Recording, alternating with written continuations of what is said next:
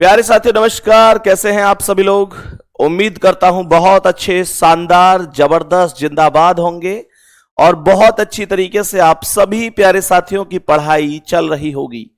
सभी मेरे प्यारे दोस्तों को वेरी गुड मॉर्निंग, शुभ प्रभात, राम राम, जय श्री राम, राधे राधे, जय श्री कृष्णा। सभी मेरे प्यारे दोस्त बताएंगे कैसे हैं आप सभी। सभी को very very very very good morning to all of you. शुभ प्रभात, राम राम जी, जय श्री राम, राधे राधे, जय श्री कृष्णा। और आज की क्लास में हम लोग पढ़ने वाले हैं क्या? आज की क्लास में हम लोग पढ़ने वाले हैं सिटिंग अरेंजमेंट। सिटिंग अरेंजमेंट मतलब बैठक व्यवस्था। मेरे प्यारे दोस्त, किसी भी टॉपिक को जहां तक पढ़ने की जरूरत है अकॉर्डिंग टू योर एग्जाम, मेरे दोस्त मैं वहां तक हर एक टॉपिक में जाऊंगा। इस चीज को आप समझेंगे। सिटिंग अरेंजमेंट एक बेहतरीन टॉपिक है। बेहतरीन सर, आज बहुत सुंदर लग रहे हैं, धड़ाधड़ कमेंट आ रही हैं भाई। कैसे भाई, आज अलग ही लग रहा हूं क्या? बेटा मैं ज्यादा मतलब गोरा वोरा नहीं हुआ हूं, ये लाइट वाइट यहाँ पे कुछ ऐसी आज स्टूडियो चेंज है तो इनका कमाल है। आप लोग ऐसे समझ सकते हैं कि मेरे प्यारे गुड्डा मैं जैसे हूं ऐसे ही हूं, मैं कोई विशेष गोरा वोरा कुछ ना दिख रहा हूं, मैं तो ऐसा ही हूं जैसे पहले से हूं। ये स्टूडियो बदल दिया इन्होंने तो ये लाइट वाइट का कमाल है, जिससे वाइट वाइट सा ज्यादा हो रहा है। बाकी मैं गोरा वोरा कुछ नहीं हूं, मैं ऐसे ही हूं जैसे नॉर्मल हूं।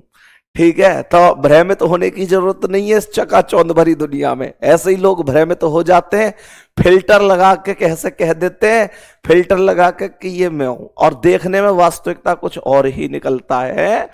तो मतलब ऐसे समझो। फिर मेरा इस बारे में एक ही कहना है कि फिल्टर, चेहरे पर फिल्टर तो कोई भी लगा सके लेकिन आदमी का दिल साफ होना चाहिए। खैर चलो जो भी है, सिटिंग अरेंजमेंट पर चर्चा करते हैं। बैठक व्यवस्था एकदम बेसिक से मैं आपको लेकर चलूंगा। जरा ध्यान से मेरे सभी प्यारे बहन भाई ध्यान से समझेंगे सवाल को और मेरे प्यारे दोस्त बताएंगे कि जो सिटिंग अरेंजमेंट होता है, बैठक व्यवस्था होता है, सिटिंग अरेंजमेंट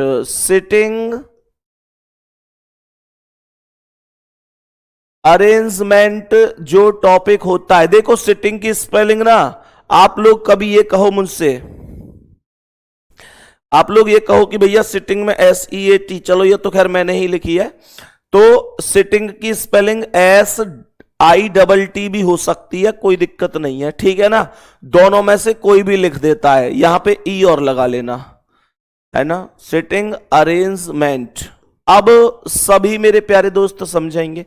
तो मतलब दोनों ही स्पेलिंग एकदम ठीक है, कोई दिक्कत नहीं है। सिटिंग में SITT लगाओ या ऐसे कर दो, ठीक है।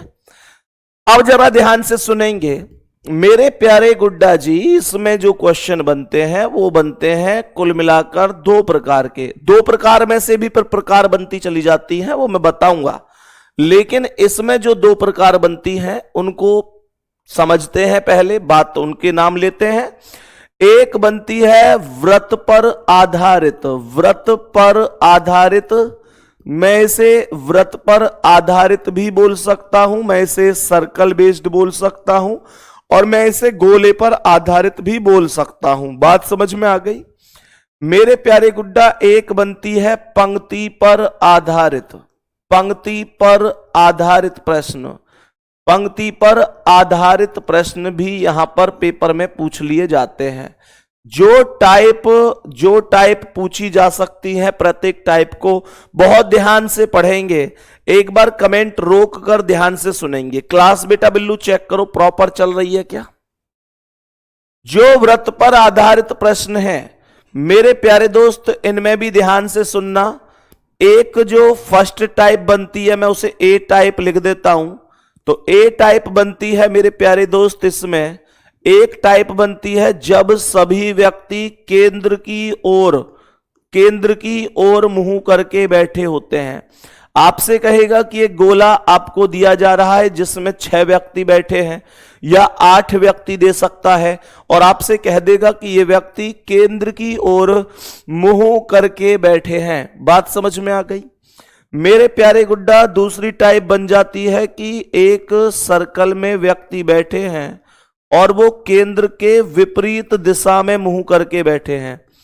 केंद्र के विपरीत का मतलब मैं इसे ऐसे भी कह सकता हूं कि बाहर की ओर मुंह करके बैठे हैं। बात ओके है। ऐसे भी कह सकता हूं कि बाहर की ओर मुंह करके बैठे हुए हैं। अब ध्यान से सुनेंगे मेरे प्यारे दोस्त, एक और टाइप बनती है जिसमें कुछ केंद्र व कुछ बाहर, कुछ केंद्र व कुछ बाहर, ऐसे भी व्यक्ति बैठे होते हैं। कुछ केंद्र की ओर मुंह करके बैठे हैं और कुछ बैठे हैं बाहर की ओर मुंह करके। बात समझ में आ रही है? फिल्टर हटवा दिया है मैंने, ठीक है ना। अब मैं ज्यादा गोरा आपको नहीं दिख रहा हूंगा। अब एक बार कमेंट करेंगे, एक बार दिल भेजेंगे, अब ठीक है ना। बहुत ज्यादा दिक्कत सी हो रही थी मुझे भी, और आपको भी बड़ा अजीब सा एकदम चमक चमक सी दिख रही होगी, है ना। तो मेरे प्यारे दोस्त अब बताएंगे, अब ओके है ना। अब उस लाइट को हमने हटवा दिया है। अब सुनो ध्यान से मेरे प्यारे दोस्त, बड़ी अच्छी तरीके से समझना। अब यहां पर पंक्ति वाले क्वेश्चन भी ऐसे ही बनते हैं बच्चे। कभी तो देखो मैक्सिमम केस में आपसे कहता है कि उत्तर की ओर व्यक्ति बैठे हैं, उत्तर की ओर मुंह करके, उत्तर की ओर मुंह करके बैठे हैं। मेरे प्यारे गुड्डा दक्षिण की ओर दूसरे नंबर पर होता है। दक्षिण की ओर वाले क्वेश्चन भी कभी कभी पूछ लिए जाते हैं, और बहुत रेयर केस है कि पूर्व की ओर व पश्चिम की ओर भी पूछ लिया जाए। पूर्व की ओर व पश्चिम की ओर भी पूछ लिया जाए, लेकिन पूछ लेता है तो मुझे पढ़ाने पड़ेंगे, आपको पढ़ने पड़ेंगे, क्योंकि मान के चलो 100 शिफ्ट हैं, एक उदाहरण ही ले रहा हूं, और एक शिफ्ट में आ गया बाकी में नहीं आया, लेकिन जिसकी में आ गया उसके लिए तो वही महत्वपूर्ण हो गया ना। अब ध्यान से सुनना मेरे प्यारे दोस्त, इसमें एक टाइप और बनती है जब दो पंक्तियों वाले प्रश्न बनते हैं। दो पंक्तियों पर आधारित, मेरे प्यारे वीर, दो पंक्तियों पर आधारित भी बन जाते हैं।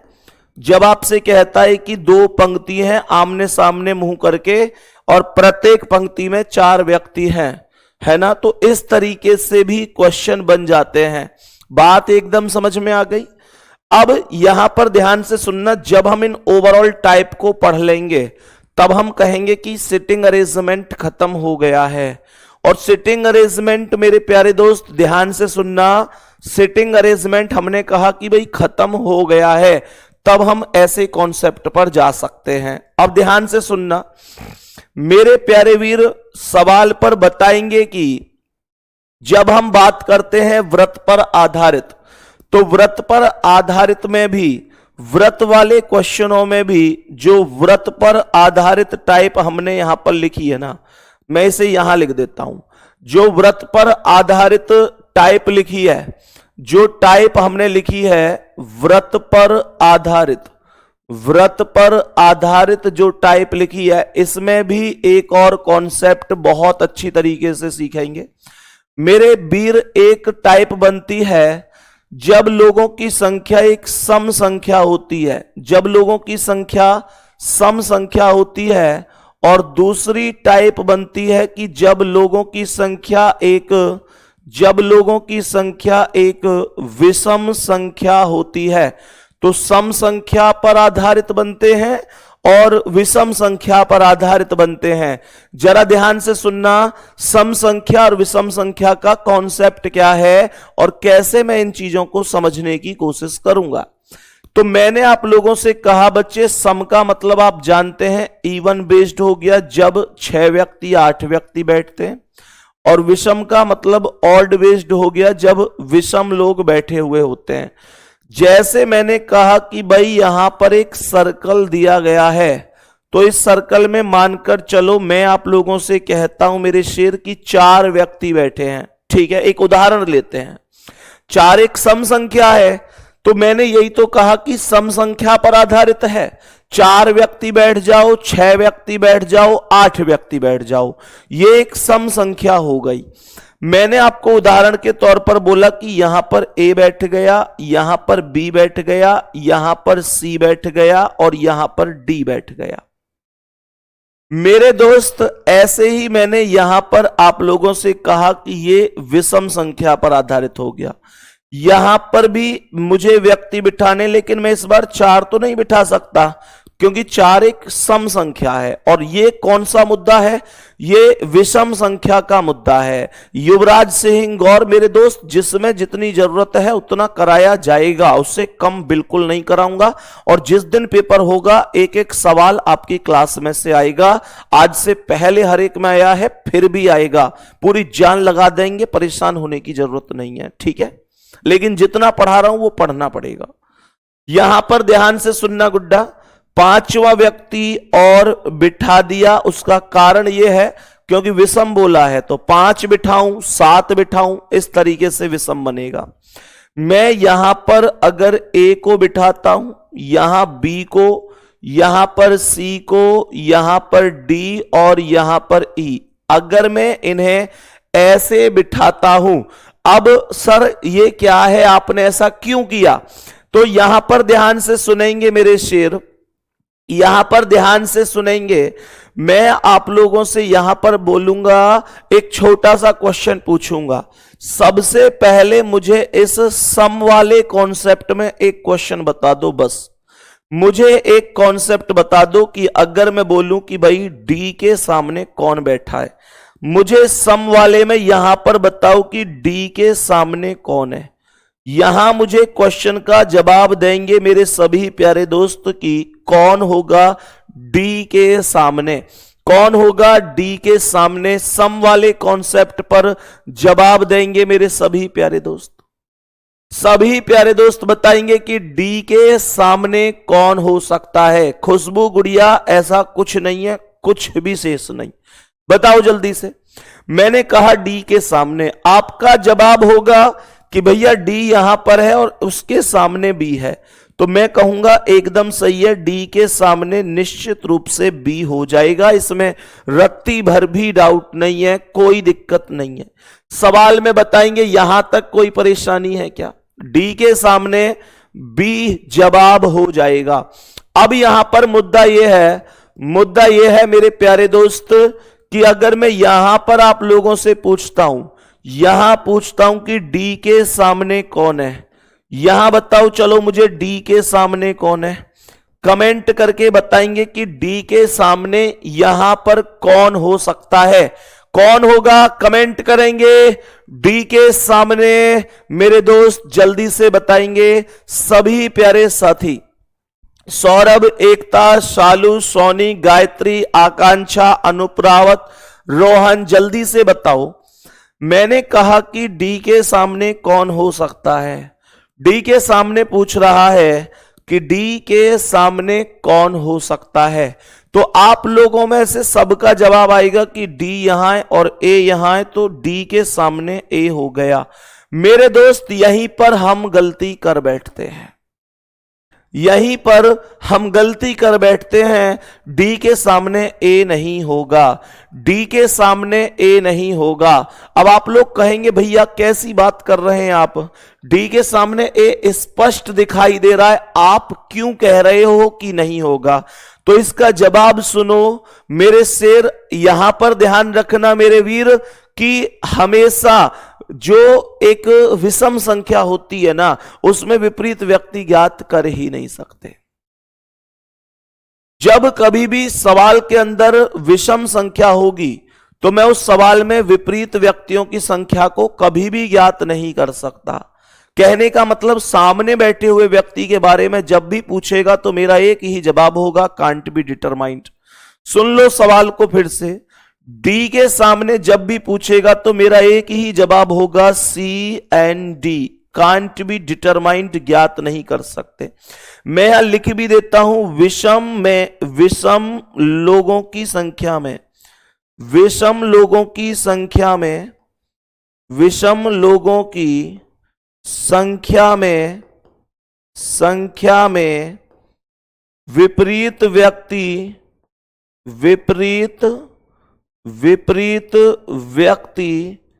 ज्ञात नहीं कर सकते, विपरीत व्यक्ति ज्ञात नहीं कर सकते। कभी नहीं कर सकते, ध्यान रखेंगे, कभी गलत नहीं करेंगे और बोलेंगे भैया ओके है अब मुद्दा, बोलेंगे भैया जी यहां तक मुद्दा ओके है। मैं फिर से एक बात बता देता हूं आपसे कि जब कभी, अब आप लोग कहो भैया इसमें कैसे कर दिया, तो देखो इसमें सम संख्या थी, सम संख्या थी, इस वजह से नहीं कर सकता। अब आप लोगों के मन में एक डाउट और आएगा, भैया जी क्यों नहीं कर सकते, मुद्दा तो बताओ। तो इसका एकमात्र मुद्दा पता है क्या है? इसका एकमात्र मुद्दा यह हो जाएगा कि मेरे प्यारे दोस्त, जो विषम संख्या होती है उनको हम अपने आधार पर भी बिठा सकते हैं। सम संख्या में हमें व्यक्ति आमने सामने ही बिठाने हैं, ये मजबूरी होगी, लेकिन विषम संख्या में अब जैसे 5 हैं तो मैं इनको ऐसे भी बिठा सकता था, 1 2 3 4 5। बताओ मैं अब कौन कौन को किसका विषम बता देता, किसके सामने बता देता? बता ही नहीं पाता ना, बता ही नहीं पाता। मेरे प्यारे दोस्त आप लोग ध्यान रखेंगे, ठीक है। अब यहां पर सबसे बड़ा मुद्दा पता है क्या आता है? सबसे बड़ा मुद्दा आता है जो बच्चे को सबसे ज्यादा परेशान करता है, जो बच्चे को सबसे ज्यादा परेशान करता है, ध्यान से सुनना, वो मुद्दा क्या है? हां, यहां पर कभी कभी वर्गाकार वाले क्वेश्चन भी पूछ लगता है, वर्ग पर आधारित भी पूछ लेता है। एक टाइप और ऐड कर लेना, वो मुझे ध्यान नहीं रहा। वर्ग पर आधारित, इसके अलावा पंचभुज व षटकोण पर आधारित, इनको भी करवाऊंगा मैं। पंचभुज या षटकोण पर आधारित, पंचभुज या षटकोण पर आधारित ये क्वेश्चन भी पूछ लेता है। हां, अब मैं आपको क्या बता रहा हूं, मैं आपको अब यहां पर बता रहा हूं, जरा ध्यान से सुनना मेरे प्यारे दोस्त, जरा ध्यान से सुनने की कोशिश करना। मैंने आप लोगों से क्या कहा? मैंने कहा मेरे प्यारे दोस्त, अब मैं आपको इसमें बताऊंगा कि राइट और लेफ्ट वाला कॉन्सेप्ट। मेरे गुड्डा, राइट और लेफ्ट में कंफ्यूजन होता है सबसे ज्यादा। सिटिंग अरेंजमेंट के क्वेश्चन जब भी आते हैं ना, तो मतलब जो सबसे ज्यादा दिक्कत होती है वो दिक्कत होती है राइट और लेफ्ट के कॉन्सेप्ट में। मतलब हमें यह ही समझ में नहीं आता कि दाईं ओर किधर है और बाईं ओर किधर है। आपके साथ भी हुआ होगा अगर आपने कभी भी क्वेश्चन पहले किए होंगे। जरा ध्यान से सुनना, जैसे मेरे प्यारे वीर ध्यान से सुनेंगे, मैं सबसे पहले आप लोगों को बताऊंगा कि जब व्यक्तियों की संख्या, जब व्यक्तियों की मतलब जो व्यक्ति हो वो केंद्र की ओर अगर मुंह करके बैठे हैं, तो व्यक्ति केंद्र की ओर मुंह करके बैठे हैं तो राइट और लेफ्ट कैसे डिसाइड होता है? जैसे मानकर चलो कि टोटल इस प्रश्न में ये 2 व्यक्ति, ये 4 व्यक्ति, ये 6 व्यक्ति और ये 8 व्यक्ति मौजूद हैं। अब आप लोगों से कह रहा है कि बताओ भाई, बताओ कौन से व्यक्ति का कौन सा राइट है और कौन सा लेफ्ट है।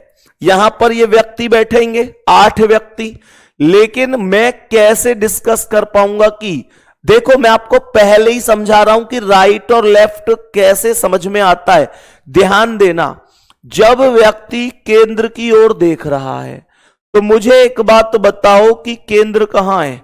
ये एकदम मध्य में, यही तो केंद्र होता है भाई, यही तो केंद्र होता है। बोलो बात समझ में आ गई? तो मैंने कहा कि ये केंद्र हो गया। जब ये केंद्र हो गया तो मेरे प्यारे दोस्त व्यक्ति, ये जो सबसे नीचे वाला व्यक्ति है, ये वाला, ये मेरी तरह ही तो देखेगा एकदम सामने। ये पेपर में जब मैं सामने देखूंगा, मैं जब ये कहता हूं ना कि मैं देखूंगा, इसका मतलब होता है आप देखेंगे। पेपर में ऐसे ही तो देखेंगे आप सामने। तो जब आप पेपर में सामने देखेंगे तो ये भी तो सामने देख रहा है केंद्र की ओर, तो इस व्यक्ति का जो मुंह है वो ऐसे ही तो होगा। हाँ भाई बोलो हाँ या ना, ऐसे ही तो होगा इस व्यक्ति का मुंह। तो मुझे एक बात बताओ, जब हम ऐसे देख रहे हैं तो मेरा अगर इधर राइट है तो इस व्यक्ति का भी इधर राइट होगा। बोलो हाँ या ना। तो मैंने कहा कि इस व्यक्ति का इधर ये वाला राइट हो गया। बोलो ओके है। अब आपको क्या करना है, यहां से एक एक पॉइंट छोड़ के आगे बढ़ना है। तो आप इस पॉइंट को छोड़ दो और यहां बिंदु रख दो, सही है जी। फिर इस पॉइंट को छोड़ दो, यहां बिंदु रख दो। फिर इस पॉइंट को छोड़ दो, यहां बिंदु रख दो। फिर इस पॉइंट को छोड़ दो, यहां बिंदु रख दो, फिर इस पॉइंट को छोड़ दो, यहां बिंदु रख दो, फिर इस पॉइंट को छोड़ दो, इस पॉइंट को छोड़ दो और यहां बिंदु रख दो, फिर इस पॉइंट को छोड़ दो और यहां बिंदु रख दो। अब जो बिंदु है वो राइट है और जो बिंदु नहीं है वो लेफ्ट है, बस इतना ध्यान रखना है। तो राइट और लेफ्ट का बार बार का कंफ्यूजन खत्म हो जाएगा। मैं एक उदाहरण और बताता हूं। जैसे मानकर चलो कि केंद्र की ओर में ये एक सर्कल है और इस सर्कल में 8 व्यक्ति बैठे हैं।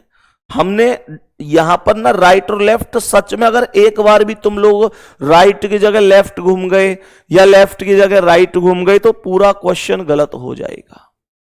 अगर तुम एक बार भी राइट की जगह लेफ्ट घूम गए या लेफ्ट की जगह राइट घूम गए, पूरा क्वेश्चन ही वहीं की वहीं गलत है।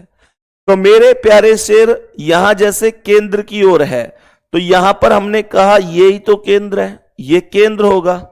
तो यहां पर ये व्यक्ति एकदम सामने ऐसे ही तो देखेगा। भाई पेपर में हम भी तो सामने ही देख रहे हैं और ये भी सामने देख रहा है, तो जो राइट और लेफ्ट है वो हमारा ही तो राइट होगा। लेकिन मैं हर बार हिसाब थोड़े ही ना लगाऊंगा, तो मैं पहले ही बिंदु रख लूंगा जिससे कि मेरा क्वेश्चन जल्दी भी हो जाए और गलत होने की कोई गुंजाइश ही ना बचे। तो मेरे प्यारे शेर, मेरा इधर राइट है। अब हमने कहा कि ये राइट हो गया, बहुत बढ़िया, ये इसका राइट हो गया।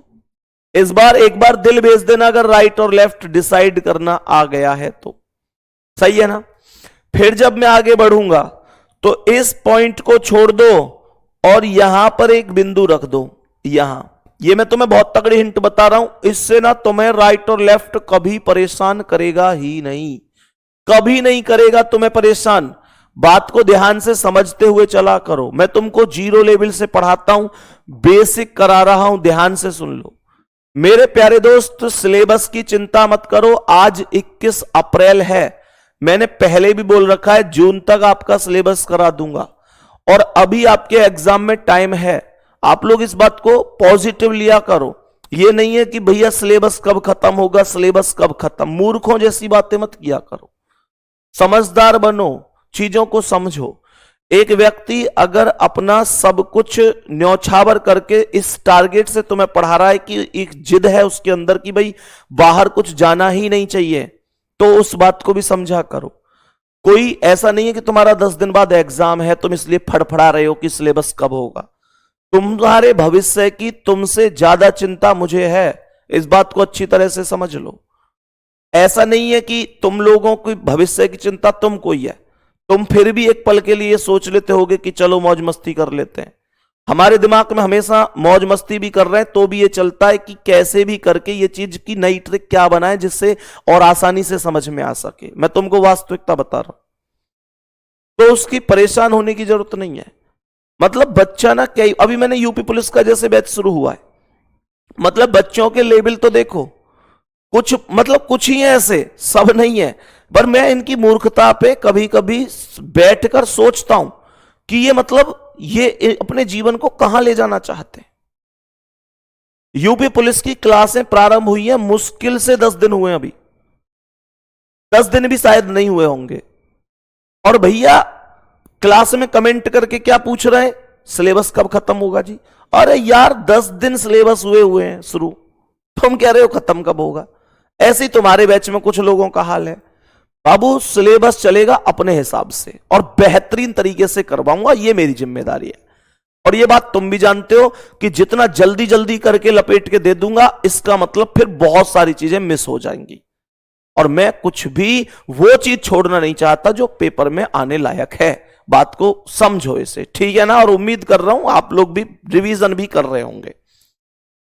तो जैसे हमने कहा इसका ये राइट है, ये पॉइंट छोड़कर यहां बिंदु आ गया। फिर हमने कहा कि यहां पर ये पॉइंट छोड़ दो और ये बिंदु आ गया। फिर ये पॉइंट छोड़ दो, यहां पर बिंदु आ गया। फिर ये पॉइंट छोड़ दो, यहां पर बिंदु आ गया। फिर ये पॉइंट छोड़ दो, यहां पर ये बिंदु आ गया। फिर ये पॉइंट छोड़ दो, यहां पर बिंदु आ गया। फिर ये पॉइंट छोड़ दो, यहां पर बिंदु आ गया। अब जो बिंदु है वो राइट है और जो बिंदु नहीं है वो लेफ्ट है। बात इतनी सी समझ में आ गई कि नहीं? मैंने कहा जो बिंदु है वो राइट है और जो बिंदु नहीं है वो लेफ्ट है। मैं उम्मीद करता हूं बहुत आसानी से आपको ये चीज समझ में आ गई होगी। मेरे सभी प्यारे गुड्डा गुड़िया यहां तक बता दो, फुल कॉन्सेप्ट ओके है? चलो आगे बढ़ते हैं, आगे बढ़ते हैं। बिल्कुल सही बात लिखी है भाई ने। अभी भाई लिख रहे हैं जितनी जल्दी सब्जी पकेगी उतनी ज्यादा कच्ची रह जाएगी। एकदम सही लिखा है। अब मैं क्वेश्चन की ओर चलूं। अब क्वेश्चन आपको मैं बताऊंगा कि कैसे करते हैं। क्वेश्चन कैसे करते हैं, क्वेश्चनों पर आएंगे। और जब केंद्र से विपरीत वाले होंगे तो राइट इधर चले जाएंगे, वो मैं आपको सिखाऊंगा जब केंद्र से बाहर कराऊंगा। अभी मैं केंद्र की ओर वाले सवालों पर चल रहा हूं और ध्यान से देखना तुम लोग कितनी आसानी से क्वेश्चनों को करते चले जाओगे। मतलब बहुत आसानी से आप लोग क्वेश्चनों को करते हुए चले जाओगे, कोई दिक्कत नहीं है। बहुत बढ़िया। आप देखो सवाल को पढ़ेंगे और बताएंगे इसका क्या जवाब है। ये क्वेश्चन हो गया। अब हमें इसका जैसे आंसर बताना है गुड्डा। पहले इसमें चेक करेंगे कितने व्यक्ति हैं। प्रश्न में बताएंगे टोटल देखो 6 मित्र हैं, तो 6 मित्रों के बैठने की व्यवस्था ऐसे बनाइए। ये 2 4 और ये हो गए 6। सही है। इन सब का जो मुंह है वो केंद्र की ओर है, केंद्र की ओर है। तो केंद्र, सवाल को तुम करना मत, पहले संदीप भैया की बात सुनना कि मैं बता क्या रहा हूं, मैं क्या बता रहा हूं, ध्यान से सुनना। तो हमने कहा कि यार ये केंद्र हो गया, कोई दिक्कत नहीं है, ठीक है जी। तो ये व्यक्ति ऐसे ही तो सामने की ओर मुंह करके बैठेगा। अब राइट डिसाइड कर लो पहले ही, इसका राइट इधर है, फिर ये पॉइंट छोड़ के यहां बिंदु लगा दो, ये पॉइंट छोड़ के यहां बिंदु, ये पॉइंट छोड़ के यहां बिंदु, ये पॉइंट छोड़ के यहां बिंदु, ये पॉइंट छोड़ के यहां बिंदु। अब इससे क्या होगा कि तुम्हें बार बार राइट और लेफ्ट डिसाइड नहीं करना पड़ेगा। नहीं तो तुम में से ऐसे भी खिलाड़ी हैं जो कॉपी घुमा घुमा के देखें कि राइट किधर है लेफ्ट किधर है। कुछ बालक तो पूरी सीटें ये घुमा दें कि राइट किधर है लेफ्ट किधर है। अब सुनो ध्यान से, सवाल यहां पर सबसे पहले क्या कह रहा है, जब तुम्हें राइट जाना हो तो बिंदु की तरफ चले जाना और लेफ्ट जाना हो तो बिंदु के विपरीत चले जाना। पहला स्टेप है कि ए डी के बाएं तीसरे स्थान पर बैठा है। A sits third to the left of D. A D के बाएं तीसरा है, तो पहले बिठाओ डी को, और डी के बाएं तीसरे पर ए है, तो डी के बाएं इधर जाऊंगा जिधर बिंदु नहीं है, तो ये 1 2 3 यहां पर ए आएगा, कोई दिक्कत नहीं हुई, आराम से हो गया। फिर कह रहा है कि डी बी के दाएं निकटतम स्थान पर बैठा है। निकटतम का मतलब पड़ोसी है, एकदम दायां पड़ोसी। कह रहा है कि D sits immediate right of B. D B के दाएं निकटतम है, तो बी को यहां बिठा दो, तभी तो बी के दाएं यहां पर डी आएगा। आगे सवाल कह रहा है कि बी ई के बाएं दूसरे स्थान पर है। सवाल कह रहा है कि बी ई के बाएं दूसरे स्थान पर है, तो ये जो बी है ये ई के बाएं है दूसरे पर। मेरे प्यारे शेर, तो मैं ई को यहीं पर बिठाऊंगा कि नहीं? भाई उसने बोला था, उसने प्रश्न में ये बोला था कि बी ई के बाएं दूसरा है, तो बी जो है ये ई के बाएं है, तो ई को यहां बिठाऊंगा तभी तो ई का बायां पहला और दूसरा आएगा। कोई डाउट थोड़ा ही है इसमें, आराम से हो सकता है। अब सुनो ध्यान से, मैंने मेरे प्यारे वीर आगे क्या बोला, सी एफ के दाएं दूसरे स्थान पर है। सी एफ के दाएं दूसरे पर कैसे बिठाओगे? एफ को यहां बिठा दो और एफ के दाएं पहला दूसरा यहां पर सी बिठा दो, तो यह क्वेश्चन अपने आप खत्म हो गया। अब यहां से क्वेश्चन 1 पूछे, 2 पूछे, 4 पूछे, आप कभी गलत नहीं करोगे, आप कभी गलत नहीं करोगे। बात समझ में आ रही है?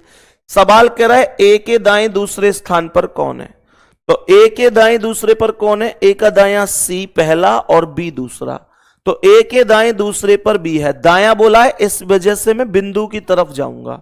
बेटा बात ओके है ना? तो सवाल कहने का मतलब हो गया ए के दाएं दूसरे स्थान पर बी हो गया ऑप्शन नंबर सी करेक्ट है। इस क्वेश्चन से आपको एक माइंडसेट हुआ होगा कि हां इस तरीके से हम कर सकते हैं, एक माइंडसेट हुआ होगा। अभी आपको ऐसे भी लग रहा होगा कि भैया जी टाइम ज्यादा लग रहा है, तो देखो पहली बात तो ये सुन लो कि इनमें टाइम बाकी टॉपिक की अपेक्षा थोड़ा ज्यादा लगता है, लेकिन इतना भी नहीं लगेगा जितना आप समझ रहे हो। जैसे जैसे प्रैक्टिस करते चलेंगे हम लोग चीजों को समझते चलेंगे, ये टाइम कम होता चलेगा। परेशान नहीं होना है, अब ध्यान से सुनना, ठीक है। इस सवाल से आपको एक मतलब लगा होगा कि हाँ इतना भी कठिन नहीं है जितना हम समझते हैं। अब दूसरे सवाल से आपका कॉन्फिडेंस और ज्यादा बढ़ेगा, तीसरे से और ज्यादा, धीरे धीरे धीरे धीरे ये मतलब एक लेवल ऐसा आएगा कि मैं इस बात की खुशी मनाऊंगा अपने अंदर से कि आप लोग खुद सवाल सॉल्व कर रहे हो। तो सवाल में बताएंगे जैसे ये है, यहां पर A B C D E F 6 व्यक्ति हैं। फिर से वही चीज बोली है कि केंद्र की ओर मुंह करके बैठे, तो हमने कहा कि ये 2 हो गए, ये 4 हो गए और ये 6 हो गए। केंद्र की ओर बोल रहा है तो केंद्र यही है मेरे शेर, यही है केंद्र। ऐसे ही तो व्यक्ति देखेंगे ये सामने की ओर, मेरा इधर राइट है, इधर राइट है, तो यहां पर एक बिंदु रख दूंगा मैं, कोई दिक्कत थोड़ा ही है इसमें। अब गुड्डा यहां पर इस पॉइंट को छोड़ो बिंदु, इस पॉइंट को छोड़ो बिंदु, इस पॉइंट को छोड़ो बिंदु, इस पॉइंट को छोड़ो बिंदु, इस पॉइंट को छोड़ो बिंदु। अब जो बिंदु है वो राइट है और जो बिंदु नहीं है वो लेफ्ट है। जरा ध्यान से समझने की कोशिश करेंगे। सवाल क्या कह रहा है सभी प्यारे दोस्त, जरा ध्यान से समझना। सबसे पहले इसने बोला कि ई सी के बिल्कुल बगल में दाईं ओर है। ध्यान से सुनेंगे, मैंने कहा ई सी के। अब देखो ई जो है सी के बिल्कुल दाईं ओर है, तो मानकर चलो सी ये है। अब कुछ बच्चों को यह भी चीज आएगी कि भैया आपने यहीं से ही सी को क्यों स्टार्ट किया है, क्या सी को यहां से यहां से यहां से कहीं और से शुरू नहीं कर सकते? तो मैं इसमें यह कहूंगा आपकी मर्जी है, आप जहां से चाहो वहां से प्रारंभ कर दो, लेकिन यहां से थोड़ा आसान हो जाता है, मैं इस वजह से यहां से कर देता हूं। तो आप भी यहीं से कर दो, कोई दिक्कत नहीं है। बाकी करना तो है कहीं से भी कर दो, यहां से करोगे थोड़ा आसानी से हो जाता है, ठीक है। तो मेरे प्यारे गुड्डा इसने क्या बोला है, प्रश्न में इसने बोला है कि ई सी के बिल्कुल दाईं ओर है, तो सी का दायां इधर होगा और यहां पर ई आ जाएगा, कोई दिक्कत नहीं है। बात ओके हो गई, ई सी के दाईं ओर हो गया। कह रहा है कि डी सी के बाईं ओर तीसरे पर है, तो सी के बाईं ओर चले जाओ तीसरा, सी का बायां 1 2 3 और यहां पर आ गया जी डी। सी के बाईं ओर 1 2 3 यहां पर डी आ गया, ऑल इज वेल। आगे सुनो गुड्डा मेरे, आगे सवाल कह रहा है ए एफ के दाईं ओर दूसरे स्थान पर है, ए एफ के दाईं ओर दूसरे स्थान पर है। ध्यान से सुनना, मैं अगर एफ को यहां बिठाता हूं, 1 मिनट के लिए समझना, तो इसने कहा है ए बैठा है एफ के दाईं ओर दूसरे पर, तो एफ के दाईं ओर पहला दूसरा, यहां तो ई बैठा है, ए कैसे आएगा? इसका मतलब एफ यहां नहीं आ सकता। अगर मैं एफ को यहां बिठाता हूं तो एफ के दाईं ओर दूसरे पर क्या ए आ पाएगा? एफ के दाईं ओर यहां तो दूसरे पर सी बैठा है, तो यहां भी ए नहीं, एफ नहीं आ सकता। तो मेरे प्यारे शेर एफ यहां नहीं आ सकता, यहां नहीं आ सकता, तो आएगा कहां? हम कहेंगे एफ को यहां लिख दो और एफ के दाईं ओर दूसरे पर ए आएगा, तो एफ का दायां 1 2 यहां पर ए आ गया। अब आप लोग कहेंगे यहां कौन आएगा?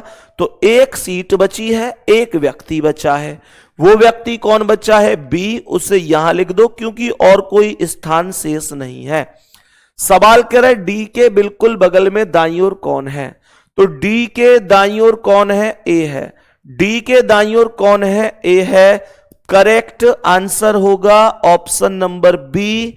कोई समस्या नहीं है, कोई परेशानी नहीं है, बोलो यहां तक ओके है। पिछले सवाल की अपेक्षा इस बार थोड़ा सा कॉन्फिडेंस लेवल बूस्ट हुआ होगा। पिछले सवाल की अपेक्षा इस बार चीजें ज्यादा साफ हुई होंगी और ये धीरे धीरे प्रत्येक सवाल के बाद आपका आत्मविश्वास बढ़ता जाएगा। परेशान नहीं होना है, ठीक है। बताएंगे इसका क्या आंसर है। मेरे सभी प्यारे दोस्त बताएंगे कि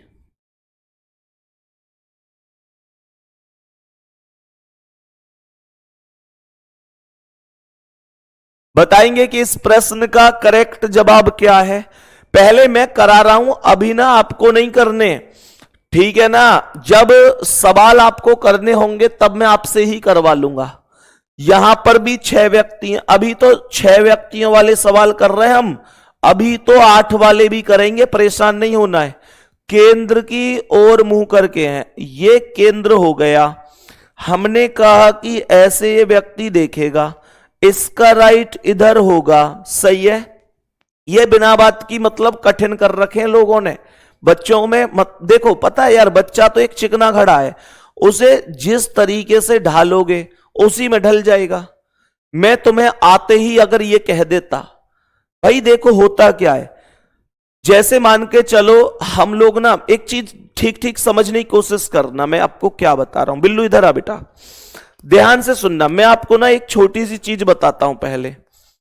मेरे प्यारे गुड्डा, जैसे अभी ये बिल्लू जी हैं, छोटा भाई है, क्लास कराता है डेली, और ये जो आपकी क्लास इतनी जल्दी हो पाती है, मैं तो आपको डेली दिख जाता हूं कि हाँ संदीप भैया क्लास ले रहे हैं, तो मतलब पूरी टेक्निकल मेहनत आपकी। कमेंट देखना, कोई टेक्निकल दिक्कत नहीं है, आवाज प्रॉपर है, सुबह सुबह आके क्लास लगाना, ये सब बिल्लू जी ही करते हैं। मतलब बिल्लू हम प्यार से कह देते हैं, नाम इनका विशाल है। होता है ना, जैसे घर में प्यारा सा नाम हो जाता है, जैसे अपने से छोटे जो भाई होते हैं उनके लिए हम, जैसे छोटे भाई बहन के लिए कुछ भी नाम ले लेते हैं, तो हम लोग प्यार से कह देते हैं। बाकी भैया का नाम विशाल है ना। अब विशाल से क्या है कि अब जैसे विशाल को आप तो जानते नहीं हो, बात को समझना, मैं एक प्रैक्टिकली बता रहा हूं। तो जैसे मान के चलो किसी फंक्शन में मुझे आप लोग में से कोई मिल गया, या आप लोग मुझे मिले और विशाल मेरे साथ हैं। अब आप लोग मुझसे कहोगे भैया ये कौन है, तो मैं अब विशाल का जो परिचय आपको दूंगा, समझने की कोशिश करना, मैं विशाल का जो परिचय आपको दूंगा, आप लोग माइंड में विशाल को उतना ही तो सम्मान देंगे भाई, होगा कि नहीं। मैं कह दूं कि ये बहुत बड़ा नालायक है, या तो मैं बस ले ही आया हूं यहां दावत खवाने, बाकी ये आदमी ठीक नहीं है, या मैं ये कमी है, वो कमी है, वो कमी है, तो आप नहीं जानते विशाल को, आप जानते ही नहीं हो, आप सच में विशाल को नहीं जानते। अब मेरे प्यारे दोस्त, लेकिन मैंने ऐसी भूमिका बना दी तुम्हारे दिमाग में कि ये तो बेकार आदमी है, तो आप लोगों के माइंड में एक चीज चली जाएगी कि हाँ भाई इसे इज्जत कम देनी है। होगा कि नहीं, एक्सेप्ट करते हो इस बात से। वहीं अगर मैं ये कहूं कि भाई बहुत बेहतरीन व्यक्ति हैं,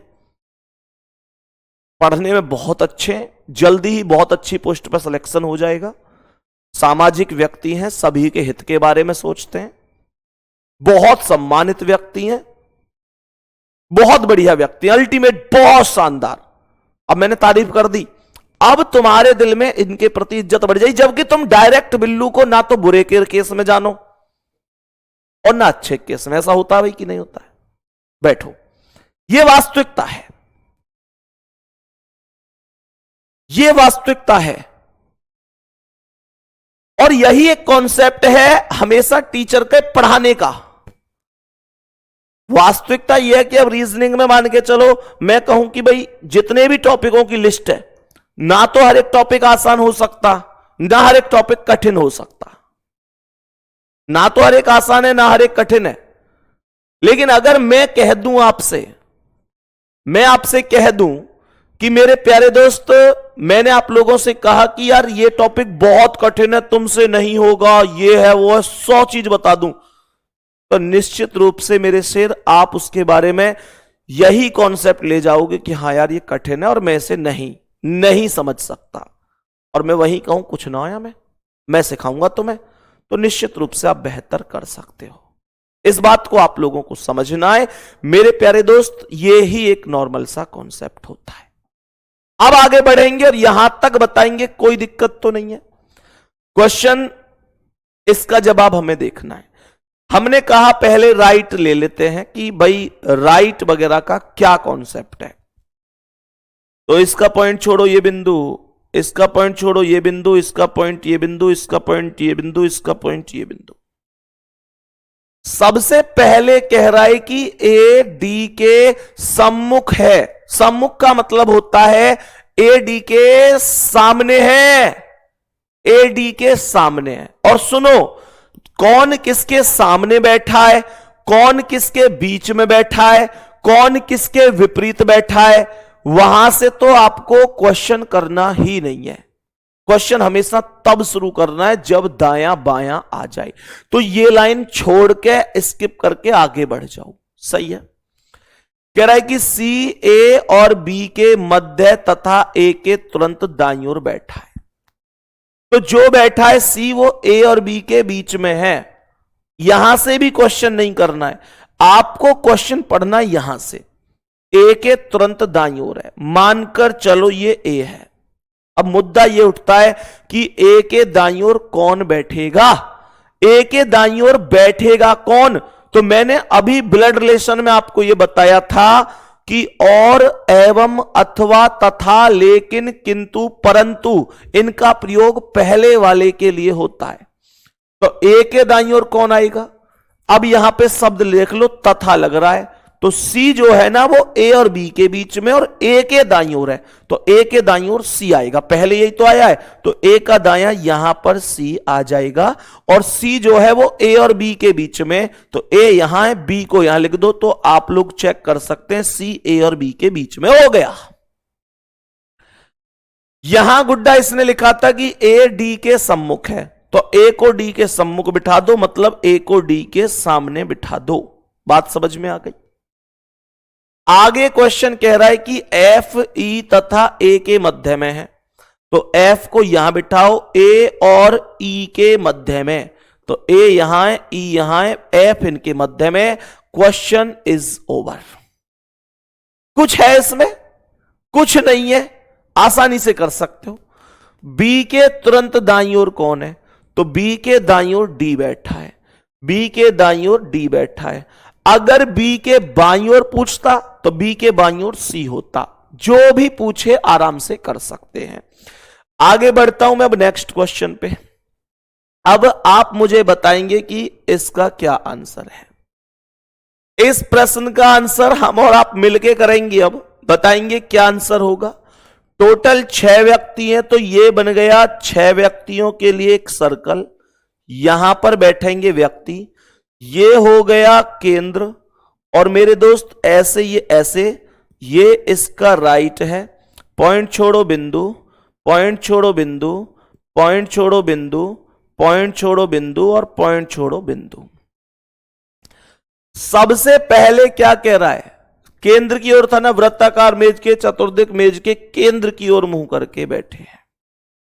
कह रहा है कि फारूक अरुण के दाईं ओर दूसरे स्थान पर है।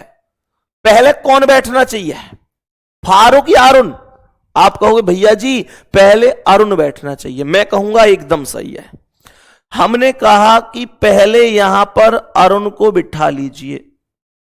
सवाल कह रहा है कि फारूक अरुण के दाईं ओर दूसरा है, तो अरुण के दाईं ओर ये पहला, ये दूसरा, यहां पर फारूक लिख दिया। ये हो गया फारूक, ये हो गया। सही है जी। हमने कहा अरुण के दाईं ओर दूसरे पर पहला दूसरा फारूक हो गया। सवाल कह रहा है कि दानिश चमन के बाईं ओर दूसरे स्थान पर है। अब जरा ध्यान से सुनना, बहुत मजबूती से एक चीज सुनो।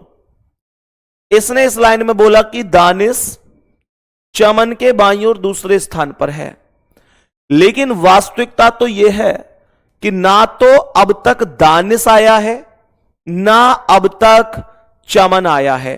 तो जब कभी भी ऐसी लाइन आए जिसमें प्रयोग होने वाले नाम डायग्राम के अंदर अभी तक मौजूद नहीं है, तो उस लाइन को भी स्किप करके आगे बढ़ जाओ। जब इनमें से कॉमन नाम कभी आगे आएगा तब मैं इस लाइन का प्रयोग करूंगा, फिलहाल छोड़ देता हूं।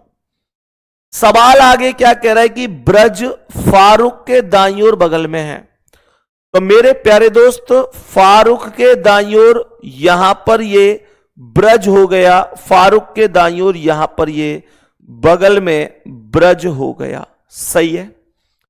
और मेरे प्यारे साथी, अब आप कहोगे कि भैया नाम तो अब भी नहीं आया, लेकिन अब बिठाना आसान हो जाएगा, क्योंकि ऑप्शन कॉन्सेप्ट के आधार पर केवल एक ही बचा होगा। ध्यान से सुनना। कह रहा है कि दानिश चमन के बाईं ओर दूसरे पर है। मेरे प्यारे वीर, जैसे मैं चमन को यहां बिठाऊं, मान के चलो चमन यहां है, तो चमन के बाईं ओर दूसरे स्थान पर है दानिश। तो यहां तो चमन के दूसरे बाएं पर फारूक बैठा है, दानिश कैसे बिठाओगे? यह गलत हो गया, यहां चमन नहीं आ सकता, गलत। मैंने कहा चमन को यहां बिठा दूं, तो चमन के बाईं ओर दूसरे पर, चमन के बाईं ओर दूसरे पर दानिश है, तो चमन के बाईं ओर दूसरे पर यहां ब्रज आ जाएगा, यहां भी चमन नहीं आ सकता। अरे खुद सोचो, चमन यहां नहीं आ सकता, यहां नहीं आ सकता, तो चमन आएगा कहां? चमन आएगा यहां पर, चमन आएगा यहां पर।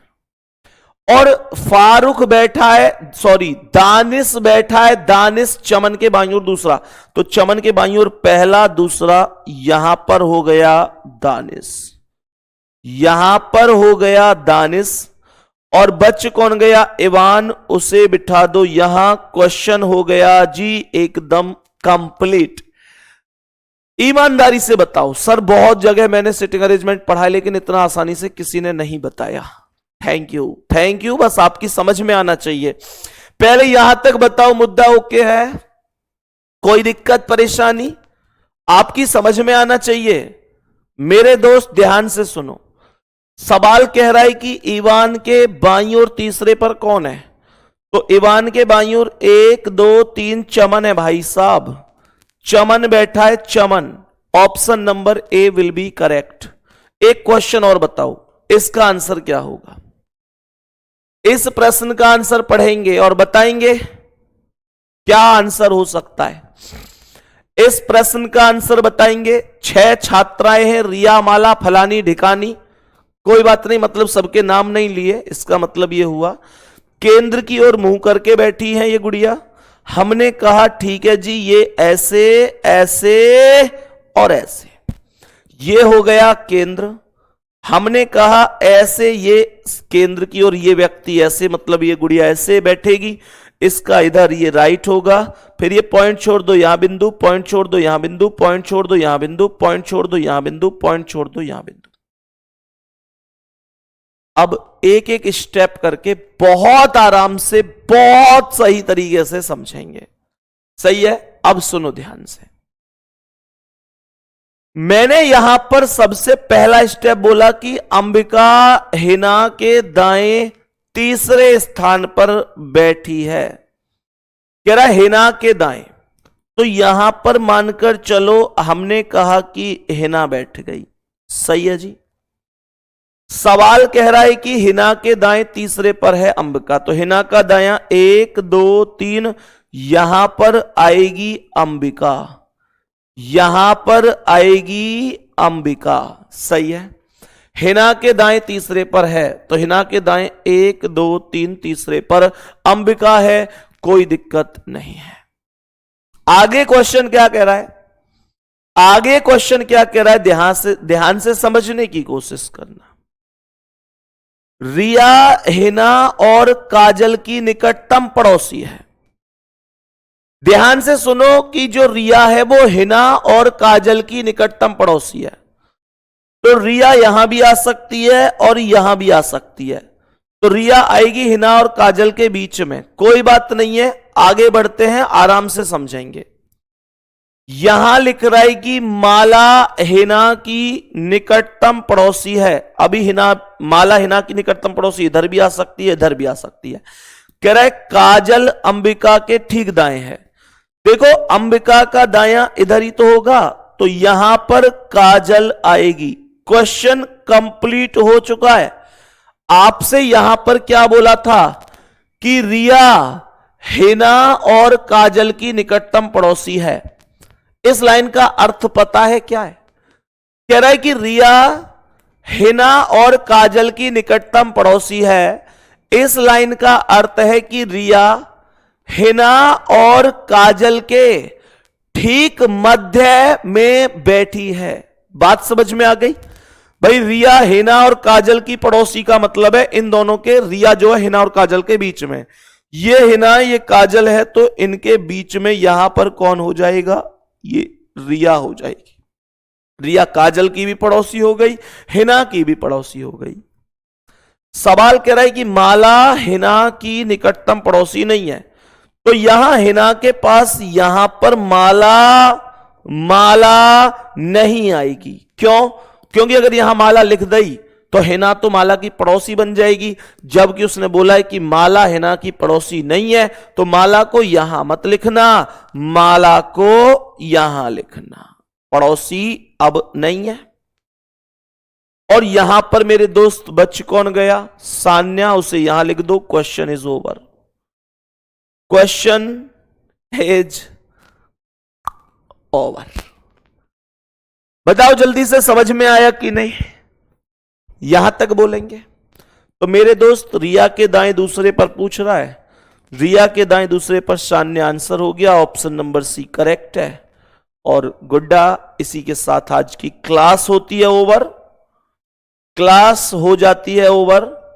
5 क्वेश्चन ही हुए हैं, क्वेश्चन ज्यादा नहीं हुए, मुझे पता है ज्यादा होते भी नहीं है सिटिंग अरेंजमेंट में, लेकिन 5 नहीं, कम से कम 10-12 हो जाने चाहिए थे। लेकिन क्यों नहीं हुए आप जानते हैं कि मेरे प्यारे दोस्त, आज हमने इसका पूरा बेसिक भी पढ़ा, इसमें भी टाइम लगा और यह जरूरी भी था।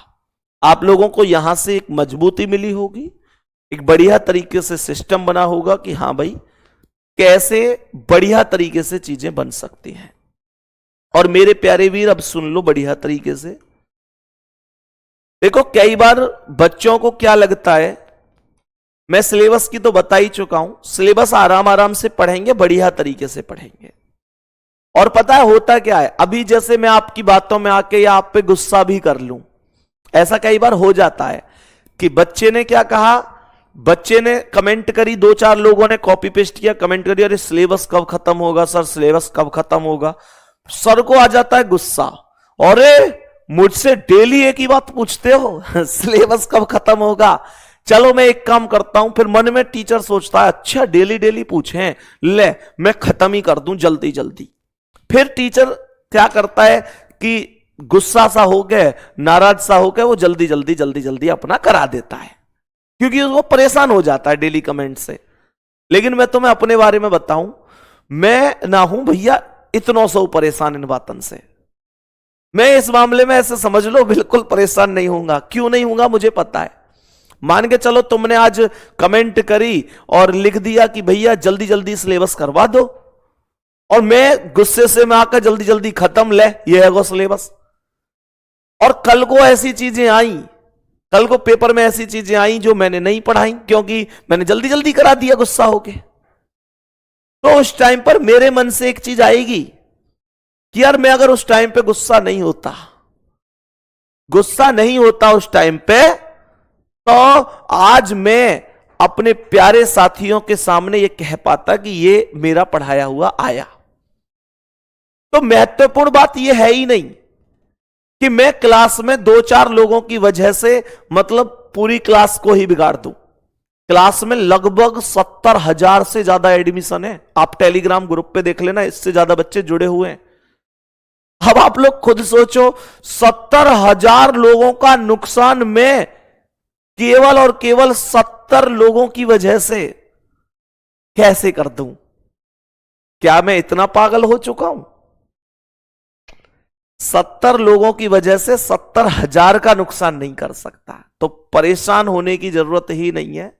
किसी को भी अगर तुम में से लगता हो कि भैया जैसे जो लोग कहते हैं कि अब जल्दी जल्दी कराओ, तो भैया ऐसा ना हो कि किसी दिन आके जल्दी जल्दी करा दें, तो बाबू ऐसे मैसेज आते हैं मेरे पास में कि भैया तुम उनकी बात मत मानना, उनकी बात पे मत बोलना, हम उनकी वो तरफ से सॉरी बोल रहे हैं, ये है वो है, और तुम ऐसे ही पढ़ाओ आराम आराम से जैसे पढ़ाते हो। तो मैं तुमसे ये बात इसलिए स्पष्ट कर रहा हूं, तुमको टेंशन लेने की जरूरत नहीं है, किसी का कोई असर। अब एक बात खुद सोचो कि अगर कोई मुझे ये बताने लग जाए कि मुझे कैसे पढ़ाना है, तो फिर टीचर मैं हूं कि वो है? फिर तो टीचर वही हो गया ना भाई। तो परेशान होने की जरूरत नहीं है, तुम्हारा भाई तुम्हें एकदम बेस्ट कंटेंट आराम आराम से ही पढ़ाएगा, परेशान नहीं होना है। ठीक है गुड्डा, दिक्कत नहीं लेनी है। सभी प्यारे साथी बेहतरीन तरीके से पढ़ते रहो, कोई दिक्कत नहीं है, सभी को ऑल द बेस्ट, पर रिवीजन जरूर करते रहो। ठीक है गुड्डा, बाकी मिलते हैं अगली क्लास में। सब अपना बहुत सारा ध्यान रखेंगे। थैंक यू, नमस्कार, धन्यवाद, राम राम, जय हिंद।